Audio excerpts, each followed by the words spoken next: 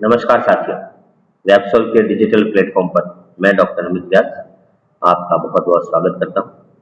जैसा कि आज हम जिस विषय के ऊपर, जिस टॉपिक के ऊपर अपनी वीडियो से स्टार्ट कर रहे हैं, वो एक वेल नोन टॉपिक है हमारे लिए, जिसका नाम है पाइथन।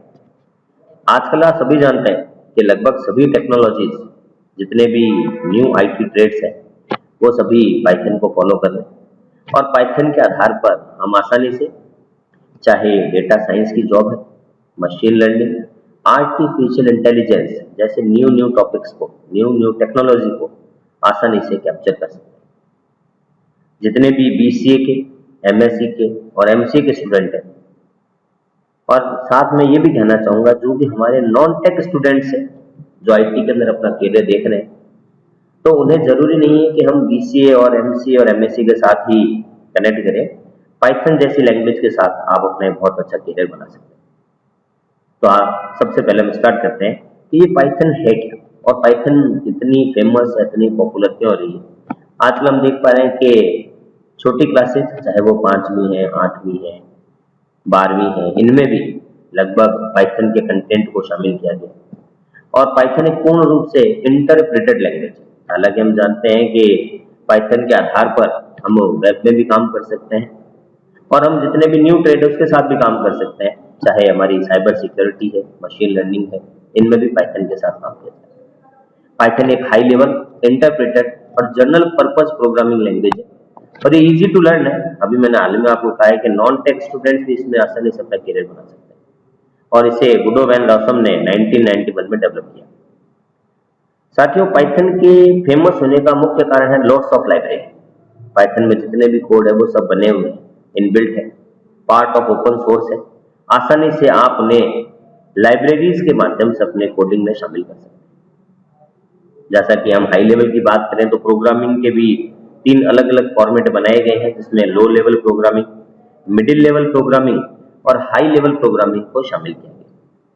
यहाँ पर आपको शॉर्ट में ये भी समझना पड़ेगा कि हम मुख्य रूप से जो प्रोग्रामिंग यूज कर रहे हैं वो प्रोग्रामिंग है कितने प्रकार की।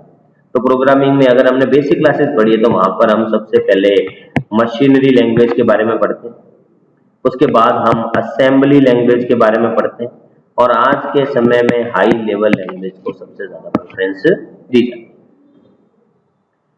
जिन बच्चों ने फॉर्मली रूप से सी या सी प्लस प्लस के कंटेंट को रीड किया है, हम जानते हैं कि यहाँ पर हमने कंपाइलर और इंटरप्रेटर के बारे में भी सुना है।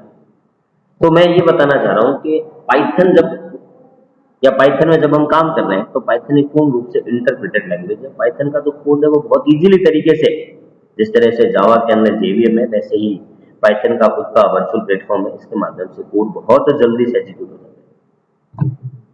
पाइथन को 1991 के अंदर नीदरलैंड के अंदर गुडो वैन रैंसम ने डेवलप किया और एबीसी प्रोग्रामिंग के साथ इसको जोड़ा गया था। ये प्रीसीडर है पाइथन लैंग्वेज का। और जैसा कि गुडो वैन रैंसम है, जो एक बीबीसी के famous comedy show Monty Python flying circus को देखा करते थे और इसी से उनको आइडिया मिला कि मेरी जो प्रोग्रामिंग लैंग्वेज है उसका नाम पाइथन क्यों ना रखा जाए। मतलब पाइथन की जो शुरुआत है वो बेसिकली 1991 से हो रही है। आज के समय में पाइथन सबसे ट्रेंडिंग लैंग्वेज के रूप में हमारे सामने आ रही है। पाइथन का यूज अभी हाल ही तक पाइथन का स्पेसिफाइड नहीं है कि पाइथन पर्टिकुलर किसी एक प्लेटफॉर्म को फॉलो कर रही है।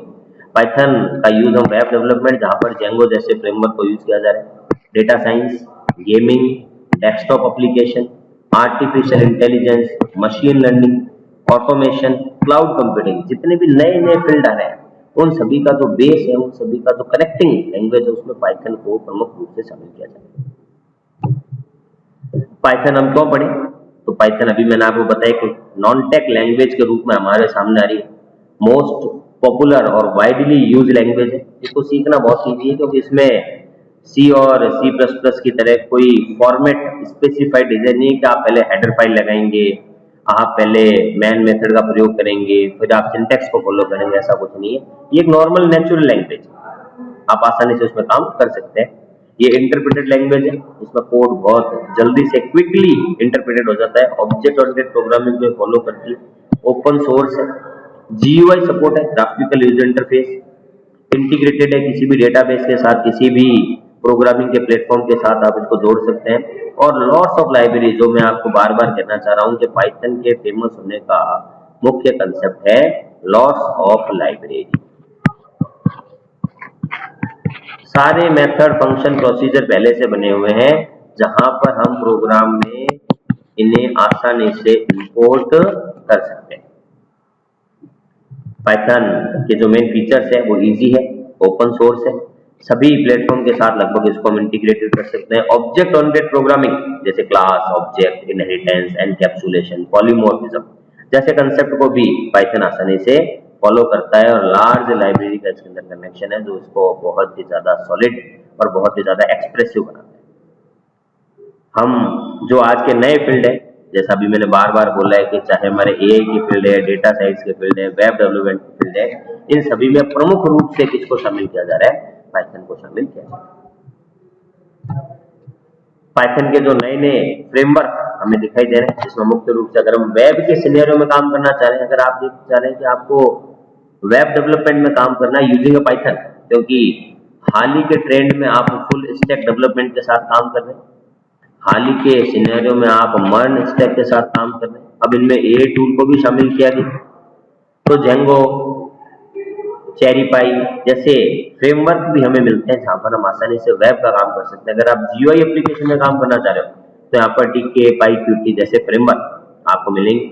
मशीन लर्निंग के लिए आपको साइपाई, मैटप्लॉटलिब इस तरह के प्लेटफॉर्म आसानी से यूज करने के लिए मिल जाते हैं। और जब हम डेटा साइंस, डेटा एनालिटिक्स इस तरह के प्लेटफॉर्म, मैथमेटिकल कैलकुलेशन की बात करेंगे तो हम नंपाई और पांडास को बहुत आसानी से समझ सकते हैं। फिलहाल जितने भी हमारे बीसीए के स्टूडेंट हैं, जितने भी हमारे एमएससी के स्टूडेंट हैं, एमसीए के स्टूडेंट हैं, इन सभी के सिलेबस में इन फ्रेमवर्क की अलग अलग यूनिट्स के रूप में इनको डिजाइन किया गया ताकि आप इन बेसिक कंसेप्ट के आधार पर अपना करियर बहुत अच्छे से बना सकें। जैसा कि पाइथन को यूज करने के लिए, पाइथन को इंस्टॉल करने के लिए आप सिंपली गूगल से इसका सेटअप डाउनलोड कर सकते हैं, जिसको हम सामान्य भाषा में आईडीएलई के रूप में जानते हैं। इसके अलावा आप एनाकोंडा जैसे फ्रेमवर्क को यूज कर सकते हैं, आप जुपिटर नोटबुक के साथ में भी काम कर सकते हैं, और हाल ही में जो ट्रेंडिंग में आपका VS कोड है ये भी सबसे ज्यादा एक्सप्रेसिव है पाइथन के लिए। तो यहाँ पर हमने इस सिंपल से वीडियो के अंदर, एक पहले वीडियो के अंदर हमने ये जानना चाहे कि सबसे पहले अगर हम पाइथन की शुरुआत करें तो पाइथन है क्या, मैं पाइथन क्यों सीखूं, और पाइथन अगर मैं सीख भी लेता हूं तो मुझे किन किन चीजों के बारे में पता होना चाहिए, क्या मैं नॉन टेक होते हुए भी पाइथन में अपना करियर बना सकता हूं।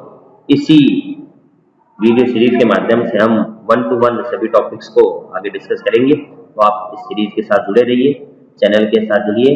धन्यवाद।